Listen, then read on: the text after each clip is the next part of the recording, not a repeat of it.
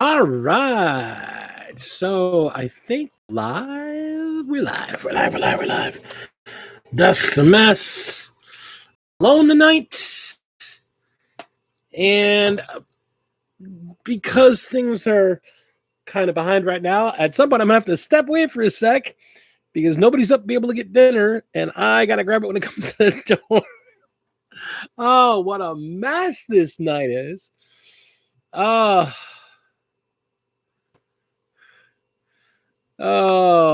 what a night. My friends. Hello, crafters. I am the everly unimpressive Big D. And you people are my not so captive audience. Good evening. What a week. I gotta say, this has been kind of an interesting week. First off, real quick, how is sound right now? I've done a few changes around and altered a few things around. How is sound? Can anybody tell me? Any word?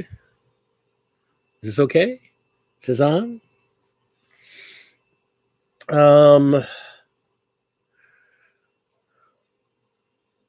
So projects. Hey, as long as you can hear me, mini mishaps. Good to see you. Good to meet you. Slight worrying. Well, you're gonna have slight worrying because, yeah, it's printing. I gotta find a different spot for the printer. I don't know. I gotta move it or something. Maybe gotta rearrange the gaming cave. Because I have been working on a project printing wise. Finished one of the guns today. So that's fun. Most of the rest of it is done. I think I have to do it's doing right now a bunch of stuff for junk for the base because I'm going to be actually, normally it doesn't come in a base, but I'm going to put on a base because I want to mount it and do some scenic stuff with it. And there's my call. I think my pizza is here. Hold on a minute, since I'm the only one here. I'm live. There's nobody here to answer the door.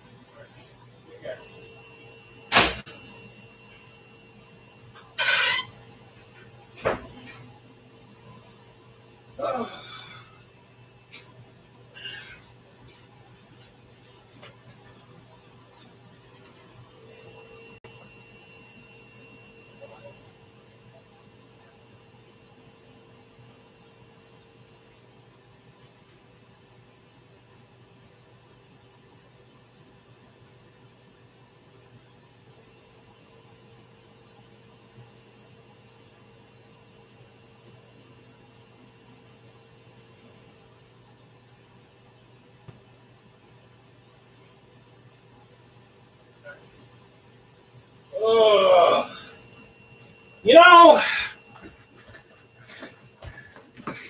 it's hard to get good help. Hard to get good help around here. Come here, creature. Come here, creature. Come on. Oh, little creature's all scared. Someone that was big and scary was at the door. Yes, and you were barking to protect us, weren't you, creature? Oh, you're a good creature. Yes. Yes, she's all freaked out. Oh, grunt. So, yeah. Chicken. Yes, it's Domino's, but they make a really good spicy chicken. So yeah,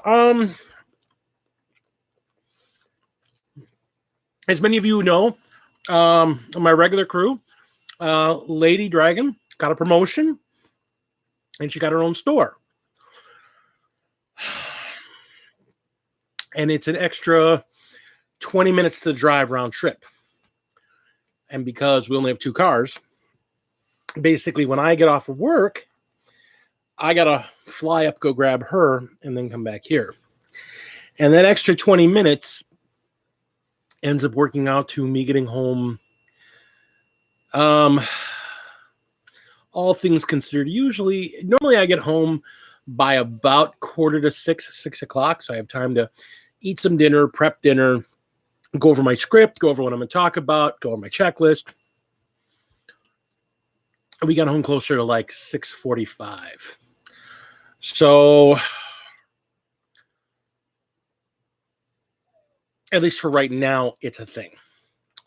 Unfortunately, Plague Child is having a migraine. So Plague Child is down and unable to assist today.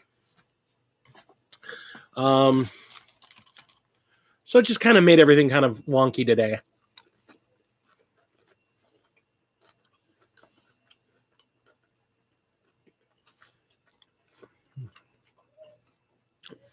And because things are wonky and they haven't figured her schedule out yet, because normally Lady D would have Tuesdays off so she can make dinner and we can have our tacos because it's Taco Tuesday.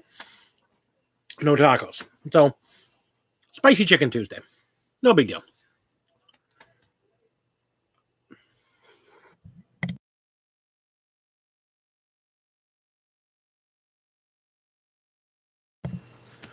Yeah. So, so that being said, what am I all working on? Well, like I said, I'm working on a project.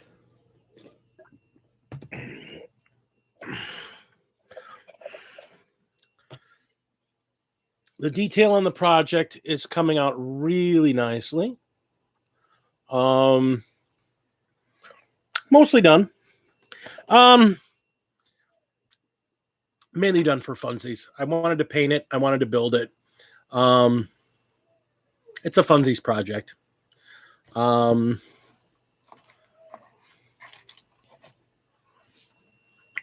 something to take seriously, but it'll be fun. I want to make it look good. I want to make it match the rest of my nights.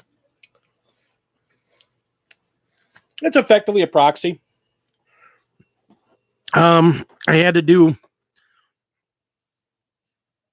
a couple coats of primer on some of the face plating just to make sure that everything came out okay, and I sanded everything all right. So yeah, he's a big boy, but he'll look good when he's done. And now that we have one gun done and the legs are mostly done, basically got 3 prints left to do. This came out last night. It just finished drying and curing, so now to start building the leg structure and getting all the details put together on that. As well as my board project, which finally dried. So the video for this will come out this weekend. As well as my normal COVID-safe gaming group will get to see this in action this weekend as my Death Guard will be taking on 750 points of my Death Guard will be taking on some Necrons this weekend as part of our league. So that's a good time.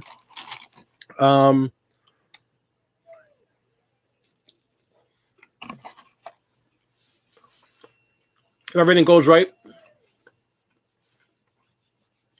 I might also get a match in against either some Harlequins or some Space Wolves, which again would be good too. Big fan of that idea. I'm in the midst of painting in between prints. I'm in the midst of painting a crap load of figures. I also started work on putting together some Necron terrain, which is the very next project I got to start working on immediately because I'm already behind schedule.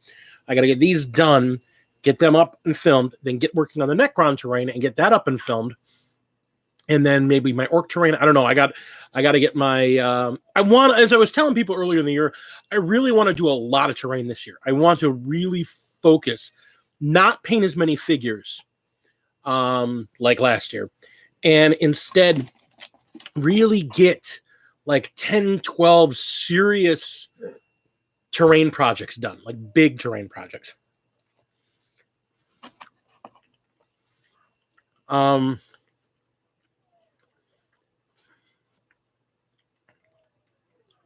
Hang on.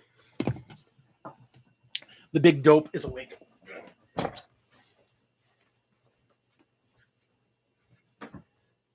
Vic, there is dinner.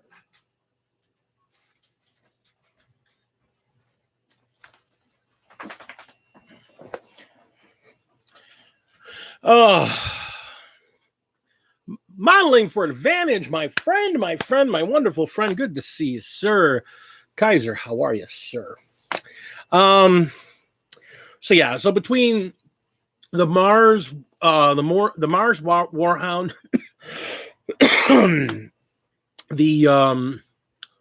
I have a ton of Death Guard Terminators that I'm working on. And just absolute. I mean, I've got 23 Terminators that I'm in the midst of painting. I've got them all base coated with their green, and I just started working on their details. Plus, I've got an extra set of the Verilius. I forget what they call the group. Basically, I'm doing a second plague surgeon, another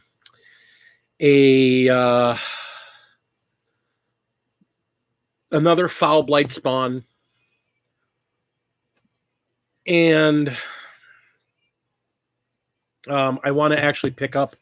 I don't actually have them. The one guy I don't have, the Biologist Putrefier.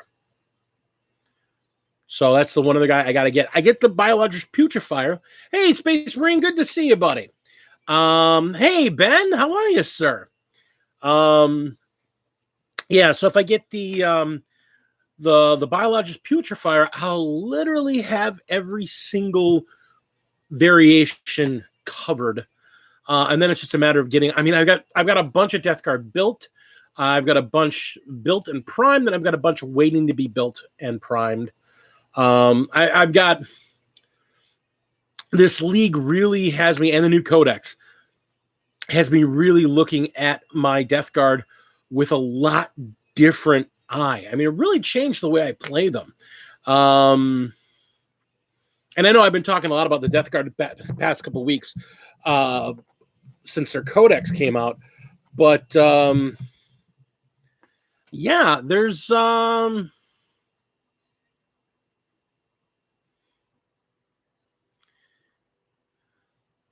about the Marines. I think, yeah, that's the thing. I think it is all about the Marines. I mean, you want some elites. You gotta have. Terminators are so good right now. You gotta have Terminators. Here's the thing. I was looking at the 10-man team in Rhinos, and then I hit upon a conversation between a couple people and had a really interesting thought. Taking a classic 7-man team with the leader, 3 gunmen, little squirter, big squirter, and a flail in a rhino, and then you fill the last 3 slots with that 3-man elite team that you can build now. So you put a foul blight spawn in there, a plague surgeon in there, and then either a tallyman to give them the +1 and the reroll, or a biologist putrefier to give them the death grenade volley. Really, really, somebody ran some numbers, and it's like, it's expensive. It is expensive, but being able to run that 10-man group up the table in a rhino, unload, and put down just a really nasty squad. Now, I'm not going to say I want to test it. That's the nice thing about being in this league I'm in, because it's not serious. It's like a lot of people are using this league since it's an escalation league. We're using this to test build, and you're using this to test different layouts and different build outs. So I'm going to try it. I'm actually, when I get to the 1,000-point stage, I want to try the 10-man in a rhino, and I want to try the 7+3 in a rhino and see what I get better effect from. The only thing I can say for certain right now,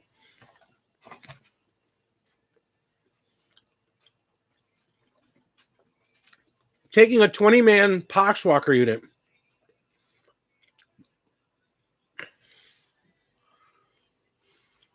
yeah, I hear you. They're both viable. Oh, okay. Well, there you go. That's interesting. I mean, if there's enough terrain on the table, they should be able to predict. You know, the funny thing is, the way I've been playing people, and just from what I've been seeing, people really tend to focus on characters. Like, if they can put anything in any way or any possibility on a character, that's where they're putting their major hits on. Now I'm playing lower point games right now, and we'll see how that plays out as we get to higher point games. But I gotta also, like I said, 20 man, or at least in my case, I've been using it to round out numbers. So a 16 or 17 man group of Poxwalkers in the rear, doing the whole we're going to hold this back objective, and we're going to do the spreading the disease objective thing, where they can take a D3 mortal wounds and get it to pass automatically. That has been that was money. That was pure money. I played that in a couple of 500-point games. It's like, wow, that really, it's like almost guaranteed points. I mean, it was really, really good. So I can now see Poxwalkers actually being a thing. Like, I know pox bombs were used in competitive, but I got gears turning in my head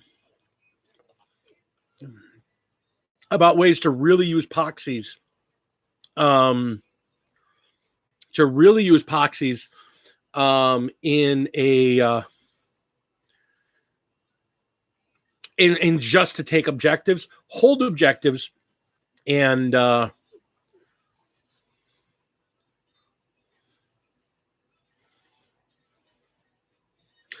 you know, here's the thing. You say for a 500-point game, that's a lot, but I put 16 on a regular, and that was 75 points for 15. I was running, what did I run for that?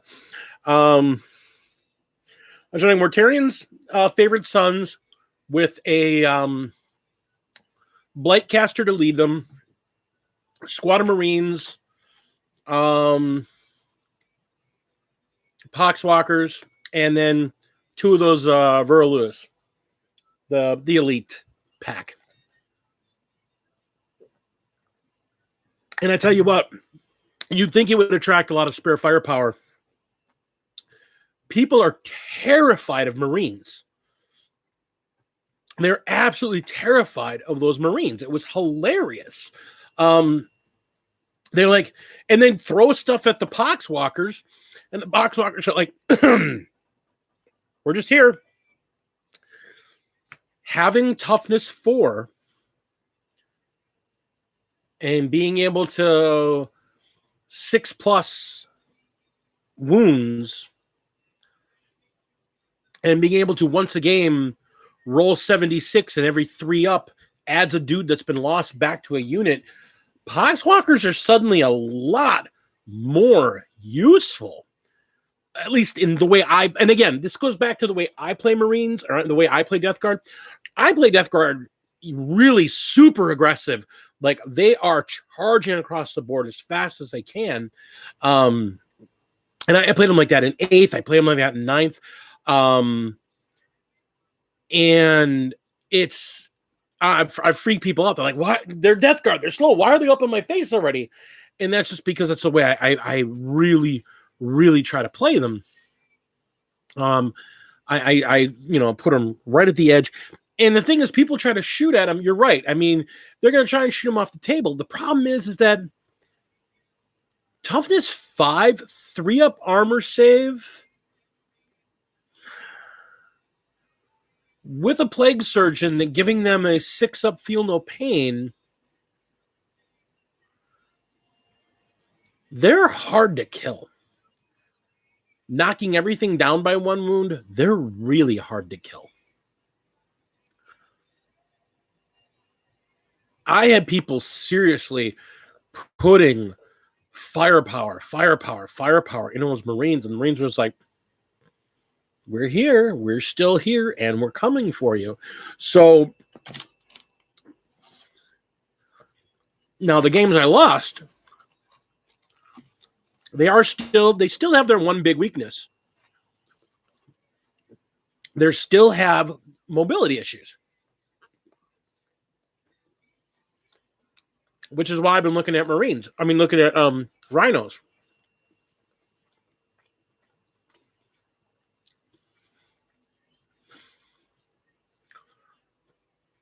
A Rhinos, I mean, if you've got the points for a Rhino squeezed out, then you got to figure out what are you not taking. Now, tentatively,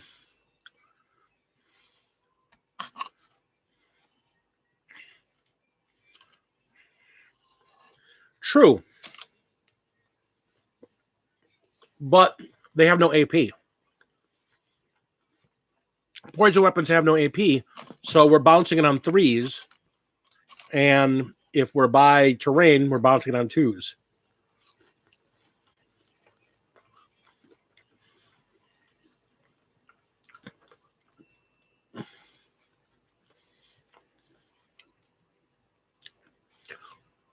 Again, that's why the Plague Surgeon becomes such a good character to have around.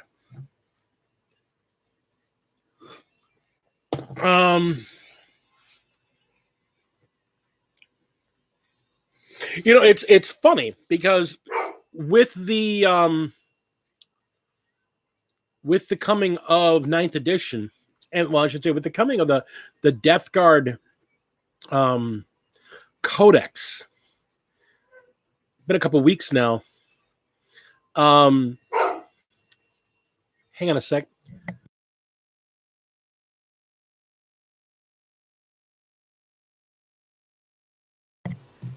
I gotta take the dog out. Hang on a second. This is like the weirdest live stream this week.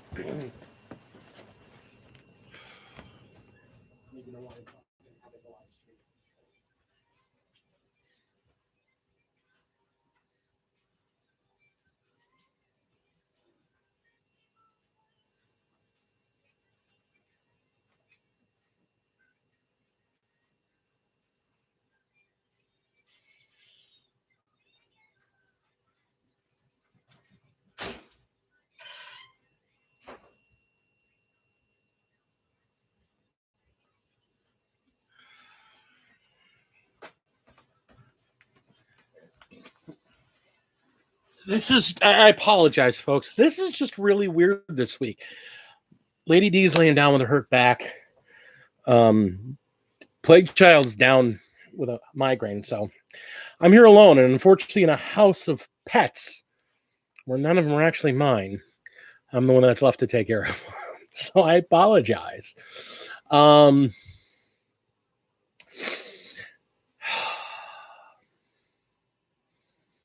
right. It's weird since this is an observation somebody made to me earlier, chatting with them.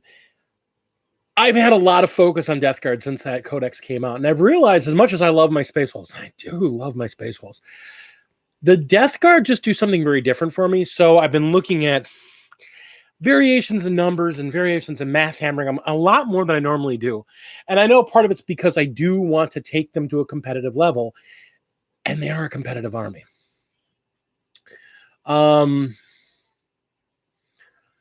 also seeing the 2,000 point issue where you want to play Mortarion. No, he barks when he wants to come in. He's actually really good about that, Kami. He's like, oh, I'm done. Let me in. I'm cold. Let me in. I ain't got no hair. He's real good about that.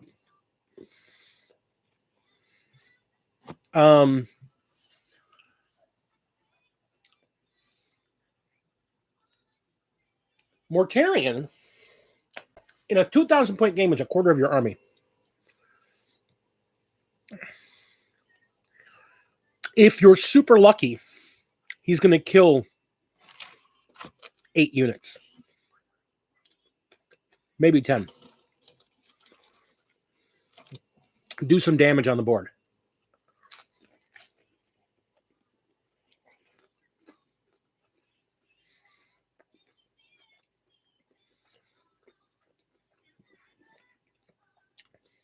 I was talking to a guy who faced one. Nothing yet, Space Marine Hunter. Nothing yet. And there he is. Hang on. Right back.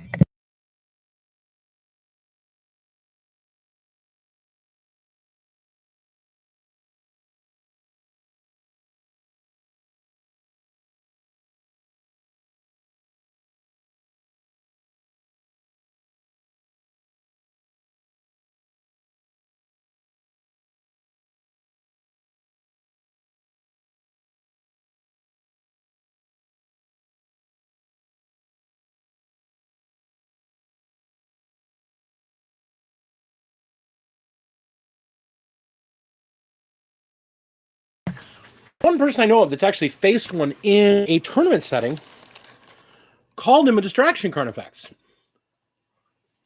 He managed to kill him, but he spent so much time and so many resources on killing him, they lost the game on points. And I think that's a valid issue.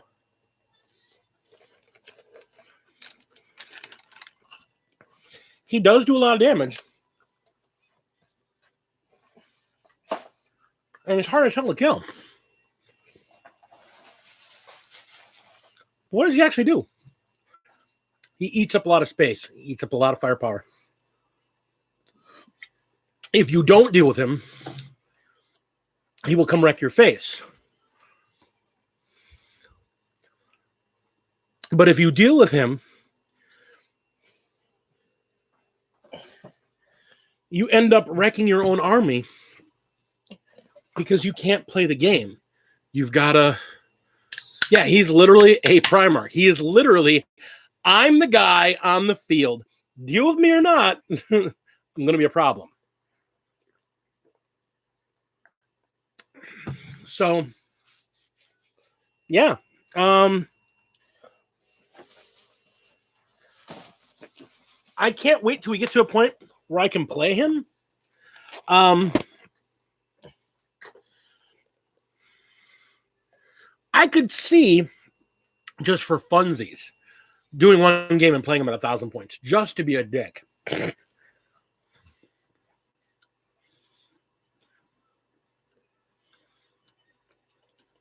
Just to be a jerk to somebody.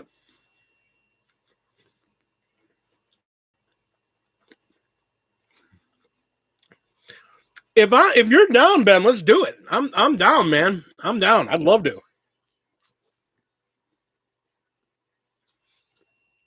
Bring your Gray Knights. We'll have a whole heck of a lot of fun.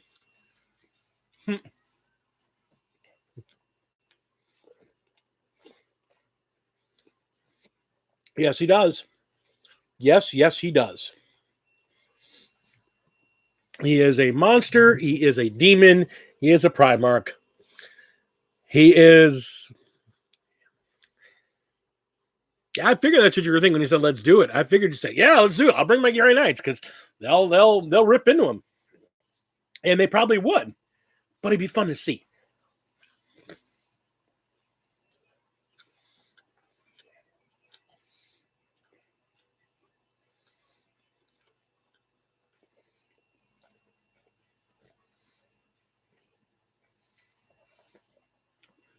But and that's the thing.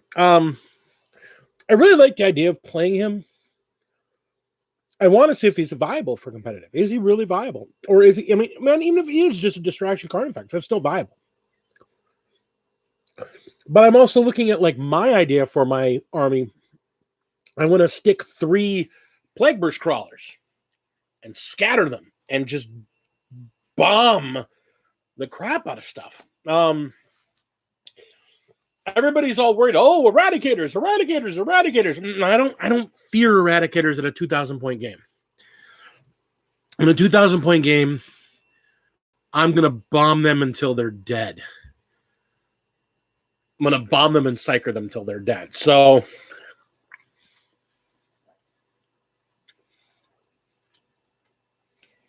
they're a scary unit.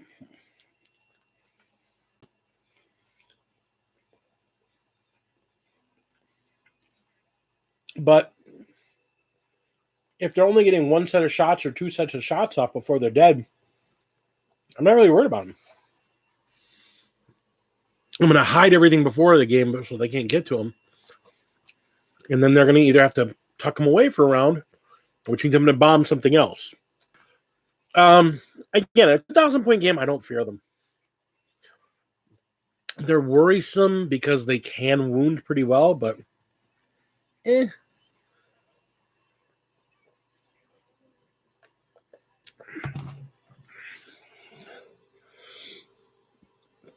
I think I can wound them just as easily and just as badly. So I'm not as worried. That being said, let's talk about what's coming up. So I know we don't talk about Age of Sigmar a lot, but I like Age of Sigmar. I want to play more of it. I've only played 2 games now. I really want to play some more.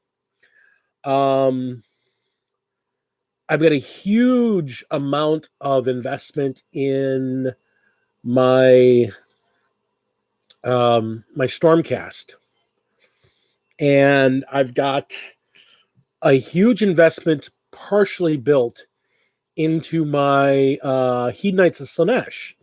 And the Hedonites are having their new tome go on pre-order this weekend. Now,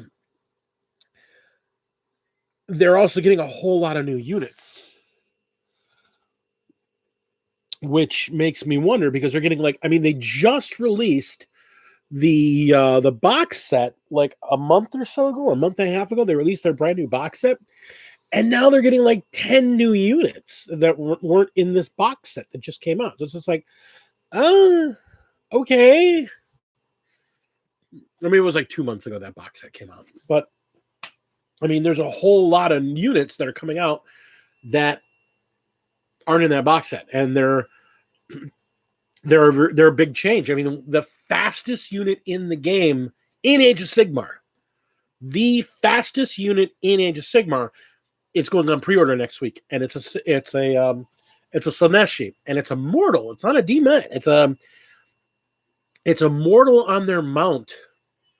And they've got like a 16 move from what they were saying. They're ridiculously fast.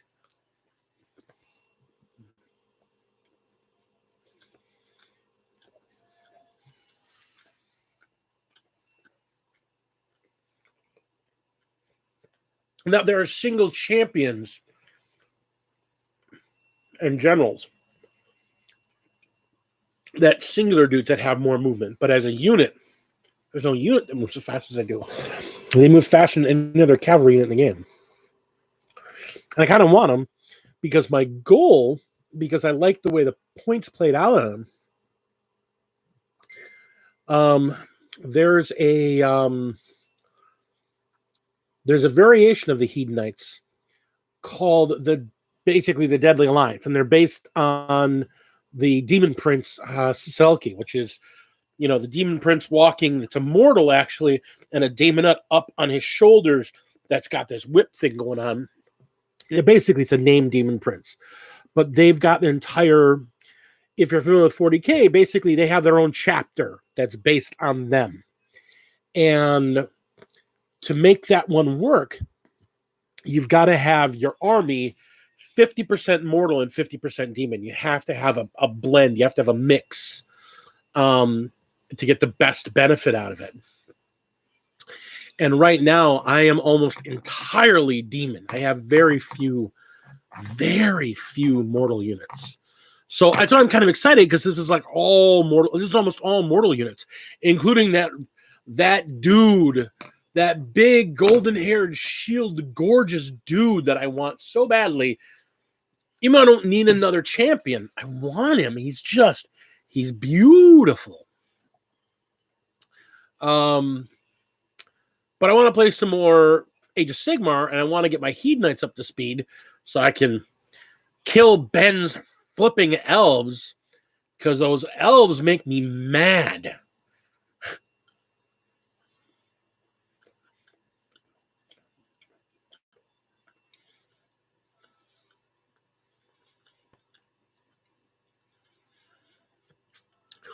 I also kind of like the fact that Age of Sigmar is a lot more picky about unit placement and peeling off the dead.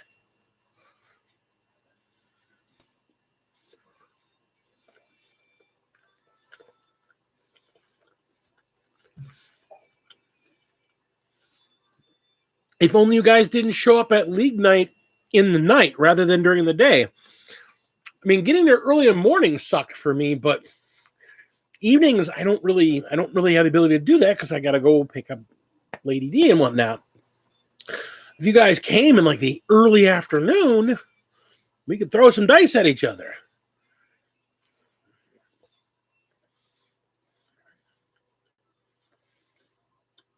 I'm not a night person. I turned into a pumpkin. You did. And early mornings,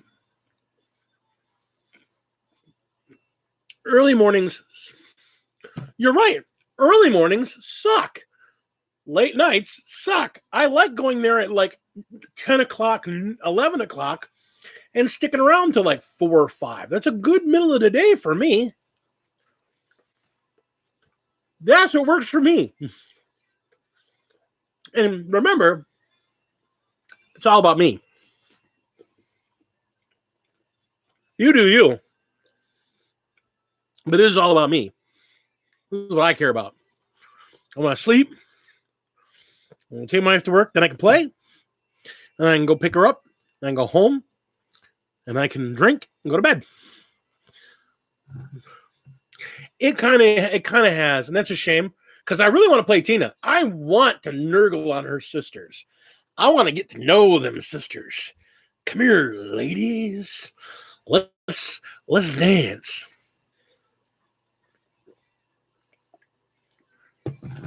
Actually, what's got to happen is I just got to find, because Shannon's not going to be working every Saturday. So I just got to plan for one of the Saturdays that she's off, that either I bring her or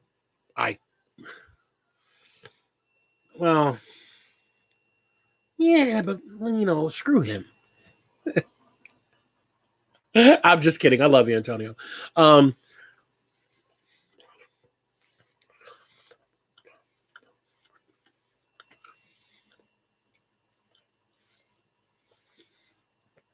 what we got to do is we got to get rid of COVID.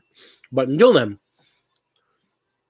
what I got to do is take a day where Lady D's not working, spend the day with her, and then come in the evening. You got to bring her in the evening. I mean, she plays too. She just hasn't been in the mood to play lately. And it has nothing to do with not the game or anything. She just, her work, she loves her job, but it's so physically demanding. She's just like, I just want to sleep. Yeah. I mean,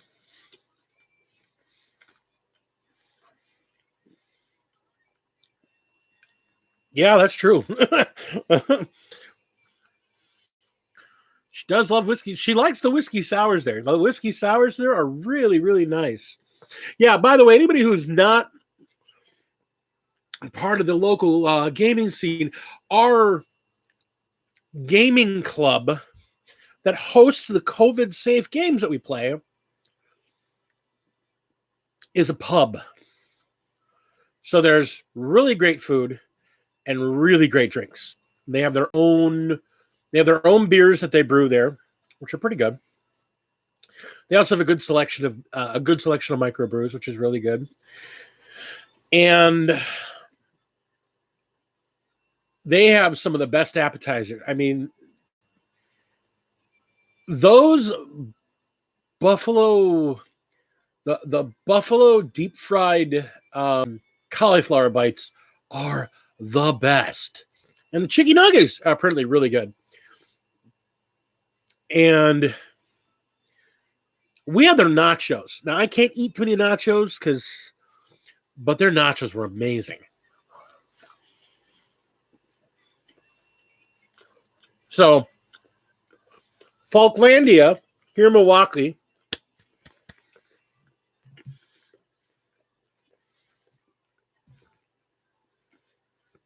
not sponsored or anything, but gosh, they're just so good. It's a great place to be. It's a great place to hang out. And they really are. They're good about their they're good about their COVID distancing. They're good about getting everything clean, to making sure that people are safe there. And Ben and Tina are den mother and den father. And if they catch you without a mask, or you have your mask off for too long, they will start chucking chairs at your head. I mean, they do not play. I love that about them. I really do. Because the tendency, and I even do it too. I don't mean to, and I don't want to, but you just start, you get so focused on the game that you stop remembering that you got to keep that up. You got to keep that on. You got to have it there. And I'll have it off for just a little too long. Hey, okay, I'm sorry, man. Sorry. Because I mean, that's a big deal. That is a big deal. It's because we're conscious of that we can actually play right now. And that's been the big thing.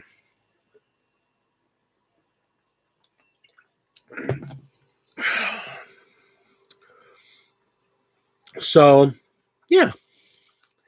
So what else is coming out? What else have we talked about? Have not talked about. Well, all the announcements that came down last week, and we haven't talked since those announcements. The new Warhammer quest that's taking the place of Blackstone Fortress. It's like a haunted city. Oh, they've shown like a half dozen figures for it so far, and they're just gorgeous. I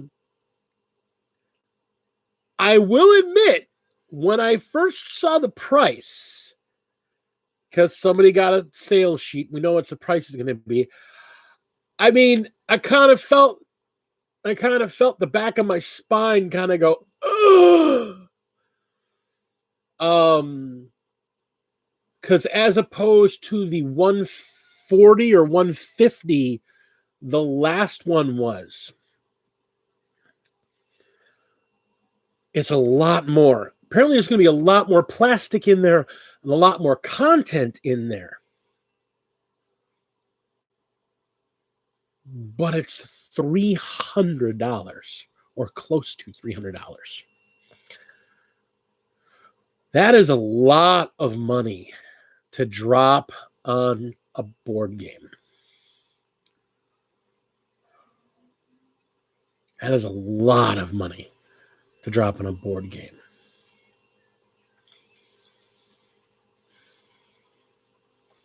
And I say that knowing that I'm willing to drop $150 on a board game. On a good board game, I'm willing to drop $150. If it's what I want, I'm going to get it. As a perfect example, when what's it called? I can't think of it right now. Dead of Winter.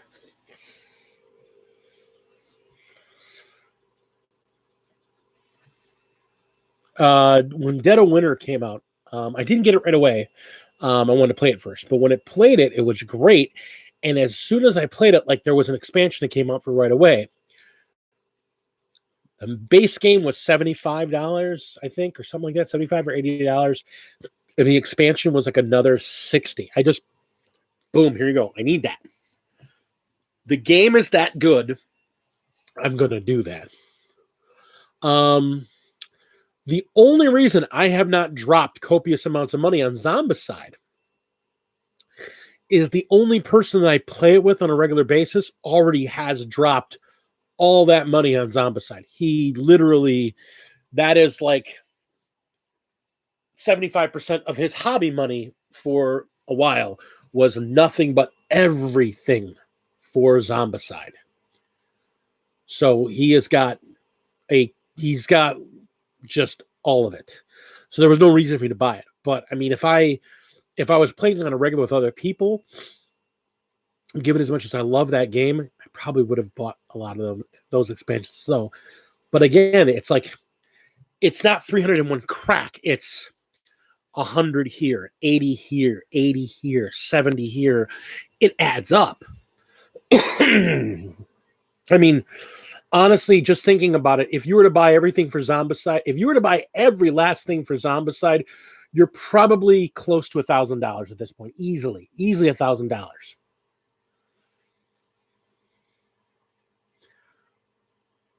And if it's a board game you like and you have people to play with, I am a big fan of board games. I'm a huge fan of board games. I mean, I'm a huge fan of board games. My mom really taught me the joy of board games. So I like the complex ones. Quick shout out, if you do not own it and you want a friendly, fun, and gorgeous board game, there's a game called Wingspan that is just beautiful. The whole idea is that you're trying to build a bird habitat. And so you want to set up the right kind of birds in the right kinds of habitat areas so they spawn eggs. And you use the eggs to make more birds, and you use the birds to, and it's just beautiful. It's a great game. They have it here in town at the Board Game Barrister. I'm sure you can find it online, but it is a absolutely gorgeous game. And the cards that come with it, all for the different kinds of birds that have all their vital statistics on them, they're drawn by people that do art for the Audubon Society. So like all the cards have like this Audubon Society level, bird watcher art on these cards. And just stunning game. And just tons of fun. Just holy crap, what a fun game to play. So I recommend it greatly. It's simple enough that you can play it at a younger age, like 7, 8, 9 years old to get it. But it's still a complex enough game that older people like me still get a lot of joy out of the game because there's still a lot of complexity and levels to the game. So a good game, really good game. I like, you don't. That's the whole thing. It's not a cooperative game, but you're not attacking other players. You're trying to build the best habitat. So sometimes you're grabbing resources, because there's resources because the birds need to be fed certain kinds of food.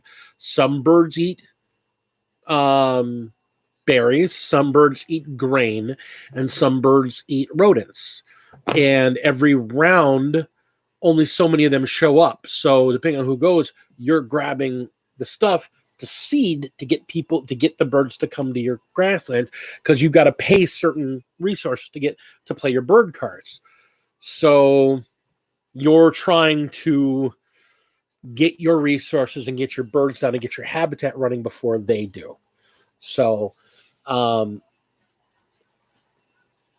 it's a competition to get the right resources first. So it's interesting. And like I said, it's a really interesting game because there's no violence, there's no fighting. It's all about resource management. So it's a really fun game. And that's exactly the type of game it is. If you're familiar, if you're part of the board game world, you know there's different kinds of games. There's resource management games. There's worker replacement game where you got to get certain dudes that do things, and you exchange them doing things to get other actions. Those work for me. I like those a lot. Lords of Waterdeep is like my favorite one of those type of games. But I tend to gravitate towards resource management games, like Wingspan, like Terraforming Mars, another one of my one of my favorite games. Agricola, which is ungodly complex. Splendor, yes, Splendor is exactly one of those kinds of games. Splendor is a great game too. Those kind of games, those games are like when you have to resource manage and you have to this and that and this for that and this for that, and 2 of these make one of these, and I need 3 of these to make one of these, which if I get one of these, it'll generate one of these every round, then I can turn 2 of these into these. And man, I mean, I love resource management type games. Phoenix, the next time I see you, I really want to show you Wingspan, because it's one, like I said, it's just a beautiful game. Just a beautiful game. But for gameplay, it's really, really neat because it's a resource management where you're trying to build a bird engine. You're basically, I need my birds to do certain things to get a final result, to get that I want. It's kind of neat. So it's a neat game. But it's just so pretty. I can't get over the art in the game. For a stupid board game to have art that pretty.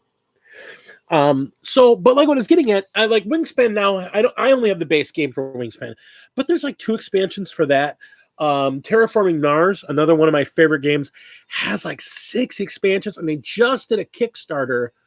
For what's called the Big Box, where they're reprinting the game, but instead of it being on the little, 1-inch hexagons, they're actually printing them on big plastic, like 3-inch hexagons. So you're playing a big table-sized game that are all 3D printed, and they're really crazy, colorful, gorgeous-looking stuff.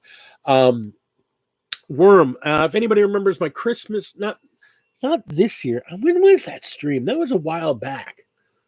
God, COVID has just messed everything up. I think that was a year ago, and it doesn't even feel like a year. God, man, 2020 just sucked. Holy crap.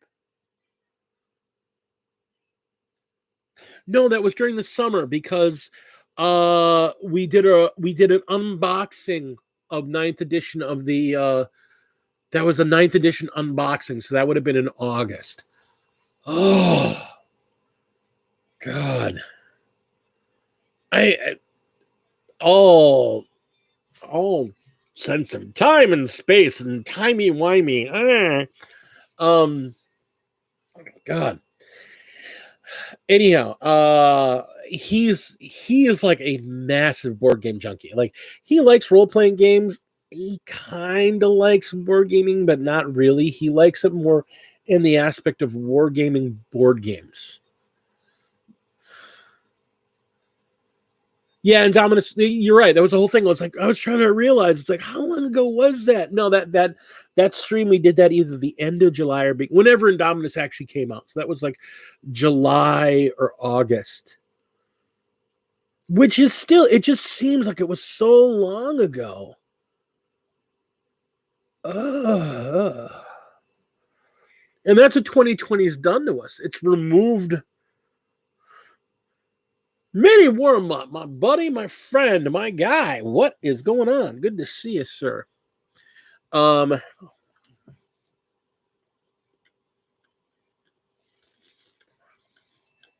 that's the thing.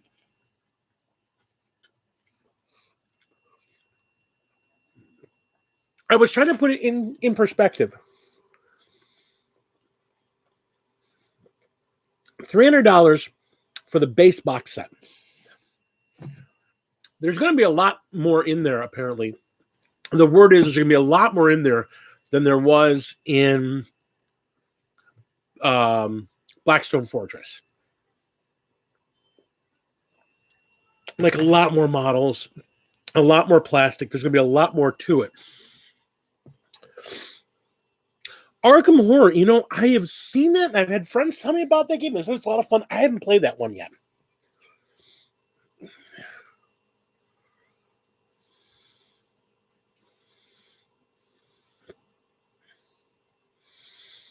Oh yeah, that has been a wild year. It really has been a wild year. So $300 for a box set. For a board game, that seems like a lot. It does seem like a lot.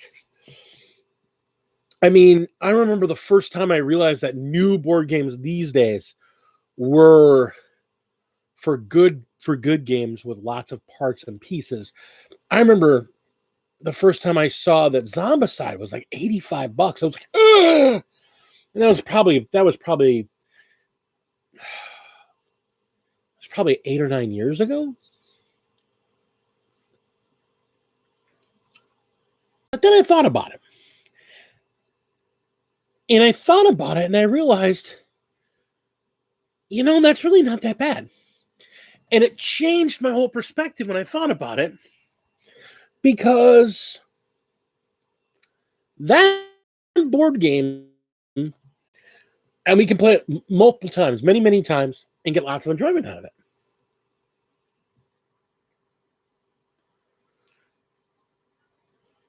Or I can spend that $85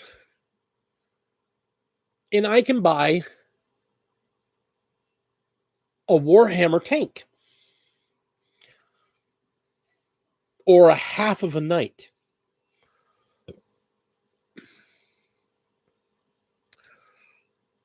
Both have the same amount of permanence, but that tank by itself does not make it a full army. And that half a knight obviously does not make an army. And I still need more to make an army.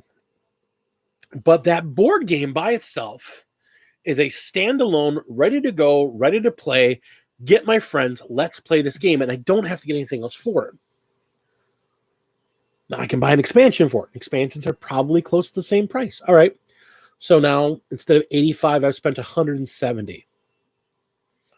That's a Warhammer box set, which is typically a third to a half of an actual 2,000 point army. If you're lucky. Some are a lot smaller. I think a perfect example of that was Saga the Beast, which was a squad and a dude for one army, and two squads and a dude and a little dude for the other army. And it was still a full box set price.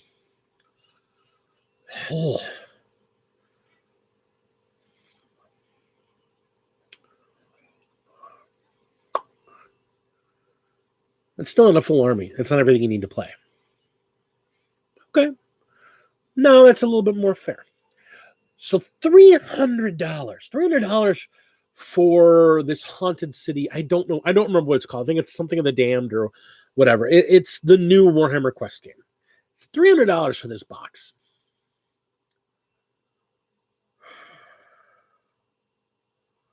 That's twice the price of a normal box set for them. So let's look at the only box set they've done that was in that price range before that I can think of, which is the Necromunda Dark Uprising box. I have a friend who got it, and he went through and showed me everything that came in the box. Holy crap. Oh, crap. Oh, my God. There is a lot that came in that box. Like, and that's exactly it, Commodore. It better have a ton of stuff in there. I mean, considering they're going with the whole idea of a haunted city with like an undead uprising, I'm imagining it's going to have a crap load of zombies and skeletons in there. You're going to have your basic party of characters, which, if they're other Warhammer quests or anything to go by, typically 8 characters. So there's 8 base player characters. I'm assuming it's going to have like a bunch of dudes. They haven't really shown anything else for it, though. They've only shown a couple figures.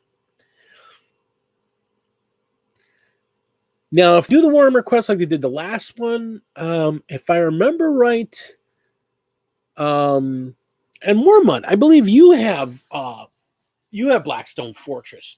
It's basically played on like a little hex grid map, and you're moving from square to square, if I remember right. I'm curious if, since it's supposed to be a haunted city, I'm wondering if there's going to be terrain in the box. I'm wondering if terrain is going to matter. I'm wondering if this is going to be something like a box game, Warhammer Quest board game, Mordheim-like game. Because that's the indication they give, given that the lead character that they've just shown so far is an inquisitorial witch hunter. Very Puritan-looking old world witch hunter. That's the other thing that seems odd. It almost seems like this isn't set in the Age of Sigmar. It seems like this is set in the old world.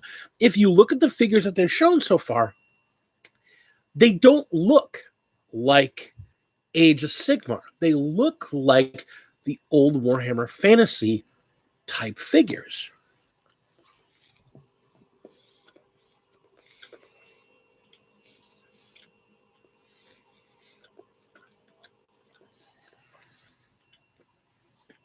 I know a lot of people will be happy about that. I don't care either way.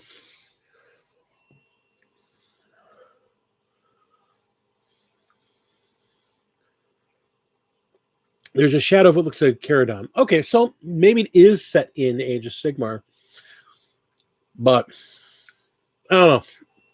At $300, I will say at $300, it better have a lot of shit in that box. That box better be out freaking standing.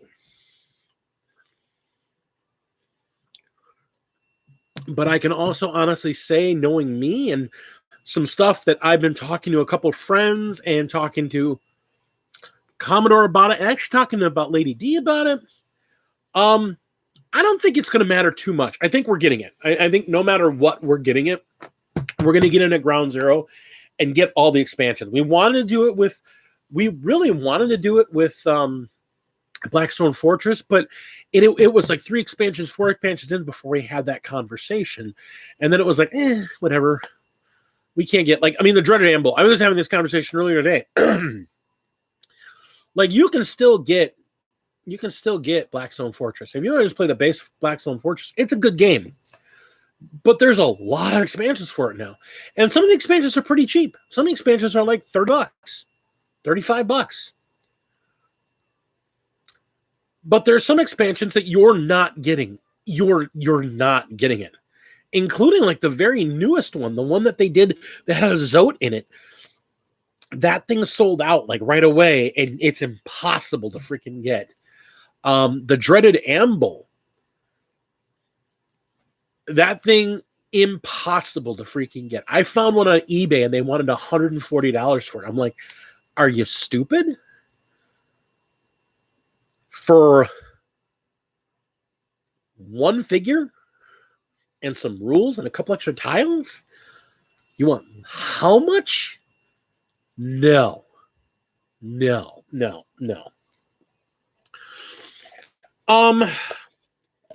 But yeah, I mean, that's the whole thing. It's $300. So if you're wanting to get into it and you like board games, it's $300. Yeah, I would plan for it. But again, I mean, if you look at the Kickstarter right now if you look at the Kickstarter that's going on right now for the Terraforming Mars big box, like the top end tier box, which has everything included, the Kickstarter, which are almost always at a massive discount, is like $400.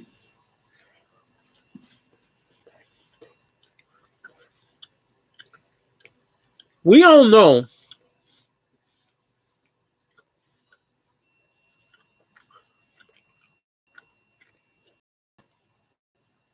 that Games Workshop doesn't even discount on nothing.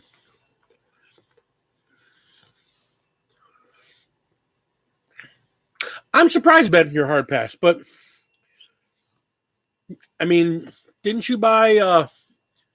You did buy the Warcry box set, the new one. What is that? Undergrounds.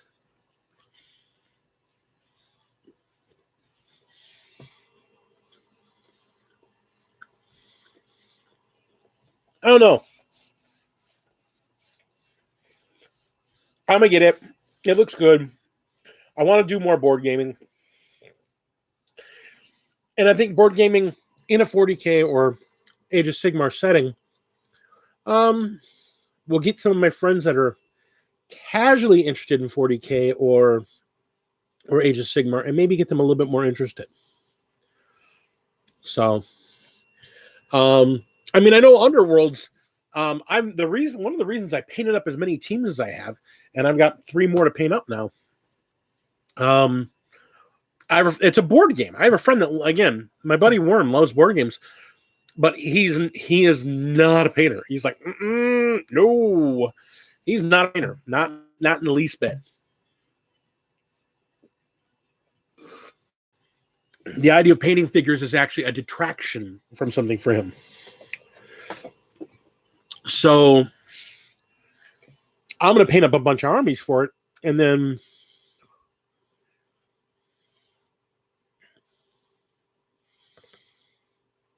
board gaming, eating and drinking on Saturday nights. Whoa, yeah, it's a good thing.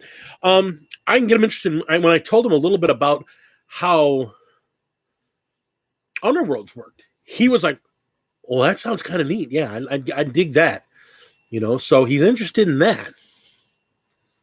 So I won't be able to get him in the mainstream hobby, but if I can still take some of my 40K stuff or some of my Age of Sigmar stuff and play with one of my best friends of all time, I'm going to do it, because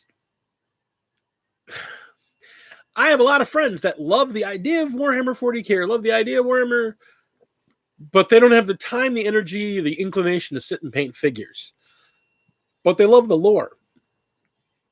So if I can get them playing a light version of it, they'll be into it. That was what got me back into 40K, freaking Kill Team. Speaking of which, the new Kill Team expansion box set is coming out with plastic flayed ones and heavy intercessors set in like a Necron catacombs. Yes, please. I just bought Arena. I got Arena, Ben. I told you I'd buy it. I got it. I have Arena. So now that I got Arena, I'm even painting it. I can't get to it right now. I'm even in the midst of painting it. So I'm still into Kill Team. I don't want anyone to think, because I don't even think that I gave up on Kill Team. I love Kill Team. It's one of the reasons I did these boards. I did them in the way I did because 2 of these is 1,000 point or less game, but 1 of these is a kill team board. So I'm going to take 1 of these and play kill team on it. I'm going to take 1 of these and play kill team on it. And it's a lot easier to do than building that big wooden framework. I can just take 1 of these and play it on there.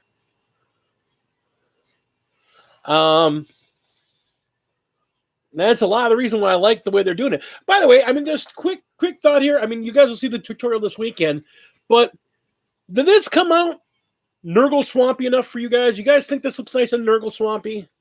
I was kind of hoping it did. It looks that way to me, but, you know, often you're the worst judge of your own work.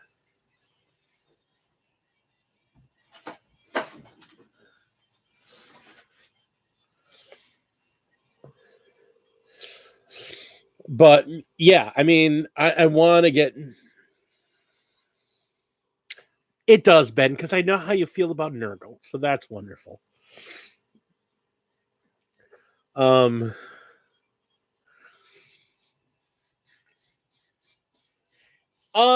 that's the thing. I really love Kill Team. I think Kill Team's just it's a fun way to play the game in a small area in quick games and just get a couple games quick off, especially when somebody's just learning or only has a couple figures painted like Phoenix. So we can get her just rolling some dice and getting used to rolling dice and playing the game a little bit. Because the rules for nobody is changing with Kill Team. They're just going to be getting new.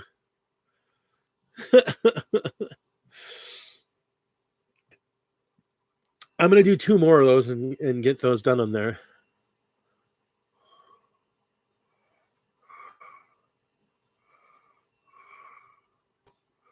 Ooh, very nice. All right. Yeah, that sounds cool as heck. One of the things I'm actually thinking about doing is actually doing a 3D walled version of Arena, so that there's actually the walls there, so that you can actually see. Do I have line of sight? This guy? Oh hell no, I don't have line of sight. Just build it exactly to scale, exactly the size. So you're going to slide the doors in and out, and so people can see. Yeah, no, I don't got line of sight to nothing. I think that'd be kind of a fun project to do. But yeah, I'll be honest. One of the big reasons I want to buy the Necromunda starter box. I mean, I want to start doing Necromunda. I mean, I've got all that old school Necromunda stuff that I got to finish building. Yeah, but you know, I'm a terrain guy, Ben. I like building terrain. And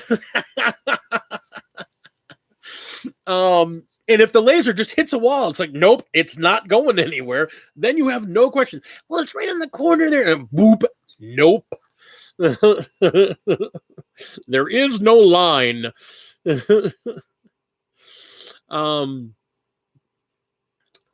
But one of the reasons I want to get the Necromunda thing, I want to get Necromunda going because, again, it's a board game, but it's a war game. It's kind of like Kill Team, but it's got different figures, and it's just kind of cyberpunky wild craziness. I love the figures. I love the figures for Necromunda. I love the setting for Necromunda. But I want to buy that box set, even though it's $300. Again, we go back to the whole, what do you get for your $300? You get a crap ton of plastic. You get a crap ton of plastic. And the nice thing about that plastic is that it's compatible with a lot of other stuff. You can build a Necromunda board, obviously. But the whole idea of making a Kill Team board so that you're playing Kill Team down in an Underhive. Oh, now we're talking some fun stuff. So it's a thought. It's definitely a thought. So yeah, there's that. What else we have coming out? Drukhari are coming out in the next couple of weeks. The Slaaneshi coin is the coin of the month. $100 this month. You get a Slaaneshi coin from your local Games Workshop. They should be getting a figure to give away, which basically it's a Daemonette, which means there won't be any left by about 12:05 at whatever your local store is. I have enough Daemonettes. I don't have enough Daemonettes, but one's not going to do me any damn good.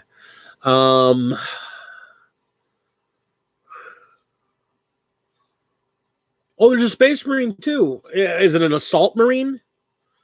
I don't even know. Part of me really likes the coin thing. I like collectibles. I like little collectibles that I can stick into a nice display and make it look all pretty. Or Reaver. So a figure nobody's gonna want. So that's cool. Because I can get those and I can paint those up. Hey, I'll turn it into a Plague Marine. It'll be great. Yeah, and if you get 6 different coins. They've released 2 coins so far. I have one of each. They're going to be releasing the 3rd coin this month. And there was a leak of the next coin, which is an orc head. First 3. What's the 3rd one? You already have the Slanesh coin?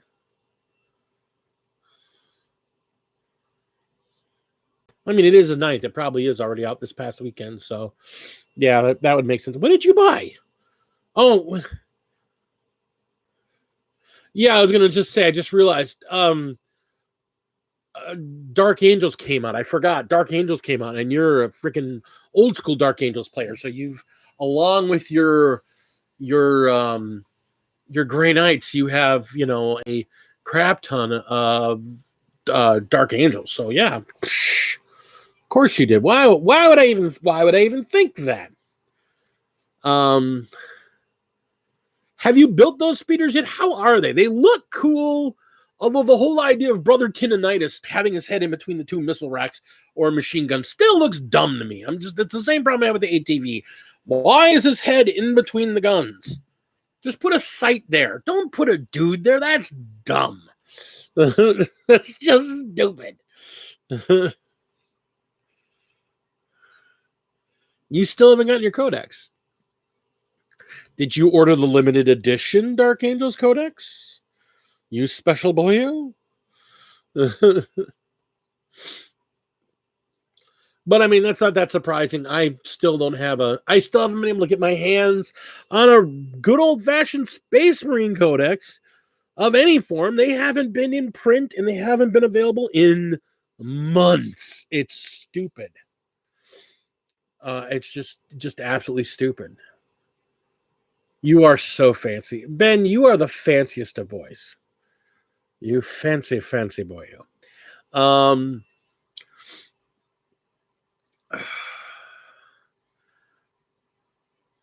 Yeah. It's funny. I kind of wish I liked the Dark Angels more. I really kind of do. Because I love the way their figures look. I love the hoods and all the night iconography and all that. I really want to like them. I really, really do.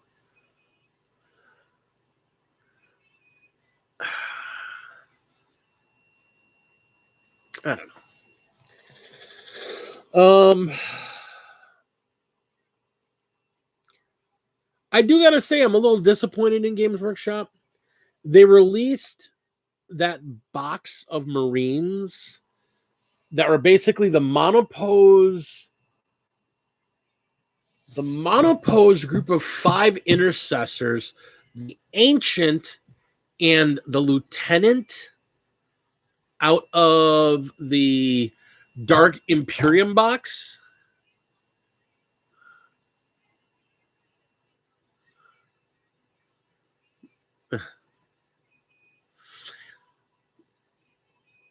And they want $75 for that box. And I'm just like, why would you do that? Why would you do that, GW? That's naughty. That's just naughty. Well, and it's true. I don't have to, but here's the thing. I like Marines, period. I mean, I want to be clear with you. I like Marines. Like, it's 2 lieutenants in there. Okay, both lieutenants. But still, they're like a bunch of monopose figures out of a box set from 5 years ago. And hey, it's $75 for these 8 figures. Are you freaking kidding me? Are you absolutely freaking kidding me, GW? That's shitty. I'm sorry. That's shitty. That's a big F you. Yeah, no, I know. That's the whole thing. I mean, it's the thing. I like Marines. I'm the first to admit that Marines on a whole are my favorite army. They really, really are. I love the Marines. I love every variation of the Marines. It's one of the reasons I created my own Marine army, because I want to be able to play as any Marine army I want. I just use their rules because I want to play those Marines today because I really love Marines. And originally I was just going to do them as old school Marines, and I've got still a ton of old school Marines to paint up for them. And then I got my hands in a trade on another box of what do you call it? Of Indominus, or most of a box of Indominus. And an entire box of Dark Imperium. And some other stuff. And I'm going to do them all up as my Death Speakers. People know I have a huge Space Wolf army. I'm going to have a huge I'm going to have a huge Death Speaker army as well. And there are times I wouldn't want to play. I might want to play as Dark Angels. Not to mention that I have a Dark Vengeance box set worth of Dark Angels. The bikes and the Terminators have to be repainted because the person who painted them just painted them all green. No. Nope. The Archangels belong to one individual who's playing them as Fallen, and I don't care. Or if they're not playing them as Fallen, he should. Not my thing. I actually like the Dark Angels. I like their lore. Sorta. I don't know. I just like all the Marines. I guess I liked the Dark Angels before they changed them. I liked it when the Dark Angels all had the names of angels, but their internal lore was more Native American shaman-y type stuff. I don't know. It just made them really unique. Now they're just a bunch of medieval knights. Well, isn't that what the Black Templars are? They're just basically Psycho Knights? I don't know. Whatever. They don't have to make me happy. I don't give a shit, really. I mean, in the end, my favorite units are pretty much the Space Wolves, the Iron Hands, and the what do you call it? The White Scars. So play them in 30K. The Dark Angels? No. I'm working on a 30K army, actually. Like I said, project's on project. I'm actually working on a 30K army. And I'm going to be playing Word Bearers. I'm just going to, if you're going to be evil, just be evil. I'm not going to even try. I'm going to play them straight up. Yeah. I'm playing the bad guys. Oh yeah, you know the Luna Wolves, and yeah. They kind of waved at evil. They're the face of the organization. No, not loyal. No, not loyalist Word Bearers. I want to play the Word Bearers that are like, hey kids, you want to learn about chaos? I got something for you. Have some candy. You want to come meet me in my van?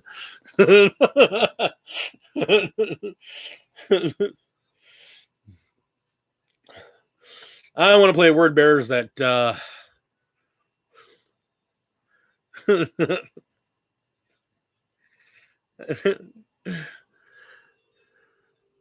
you want me to tell you a little bit about corn?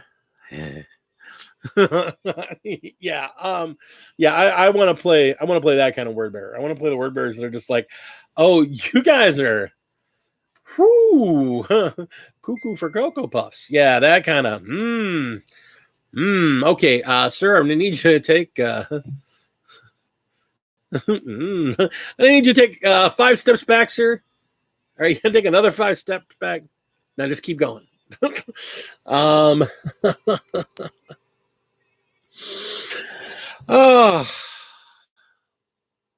and so that is what we come to as we come to the 9 o'clock hour. So the first thing I'm going to do, I'm going to ask all of you lovely people that are still here to hit that like button. I got 6 people only in here tonight, and I got 2 likes. So apparently the other 4 of you, I do not amuse you, and I apologize for not amusing you. But if you do hit like, I mean, that just helps YouTube know that I'm trying to perform something useful to the community. And as per the agreements with all of my lovely patron people that make it possible for me to buy things like paint and glues and brushes and rubber gloves and a bottle of resin that had me printing this bad boy. I want to give a big shout out to all my patrons. Let's first start off with my $1 patrons.